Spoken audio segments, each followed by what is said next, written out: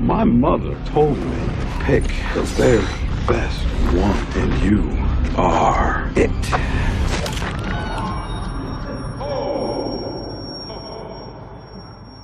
The biggest thing is the thing that was saved for the end, which I'm sure we'll get to showing here in a moment. But Rick gets his gun back. Yeah. He has the hero moment. We have the hero shot from up top. He finally steps up. Here we go. He's being Boom. handed the gun right now. And this is huge. This means we're headed into one of the biggest storylines ever for the show, and something that I think hopefully will repair a lot of the goodwill that was missing in the first half of the season. What are we headed towards, Liam? What's going to happen? Well, it's a storyline from the comics called All Out War.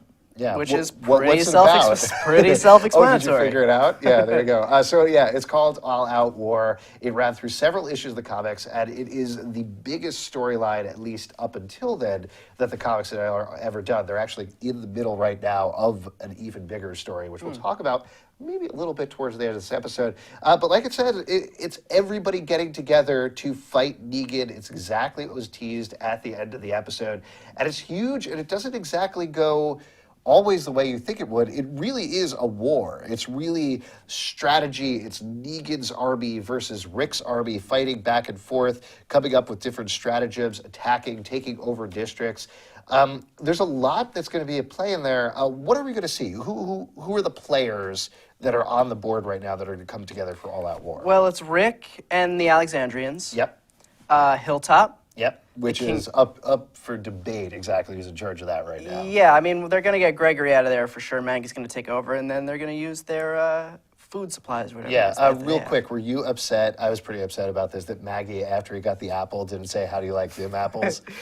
I didn't think of that, but now I am. Yeah, she was all about apples in this episode. It was like, apparently pregnant women really love apples. Here's the thing. If she could just gotten those apples together with Daryl's peanut butter, it would have been delicious. Oh, yeah. She can smell apple pie from outside. She has super sense. She's Daredevil now. Apple sense. Anyway, I interrupted you. So we got Alexandria, we got the Hilltop. What else is going on? There's the Kingdom, which is Ezekiel's people. Yeah, so Ezekiel is going to be a pretty interesting thing to deal with here, right? Yeah. We talked about it a little bit in the last episode with, what was the name of the character, Richard? Richard.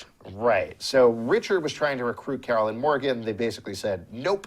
Ezekiel doesn't want to fight. This is something we talked about towards the beginning of the season, but despite his experience, despite his tiger, he's not exactly a coward, but he is scared of getting involved. So it's going to be a little bit of a risk to bring him on board.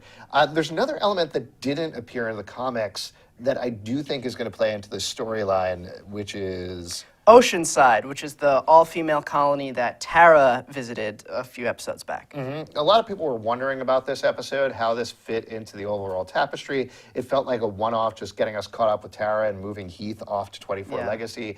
But my guess is Negan's army is gigantic. As we talked about towards the end of the episode, Michonne tells Rick, this is huger even than we thought.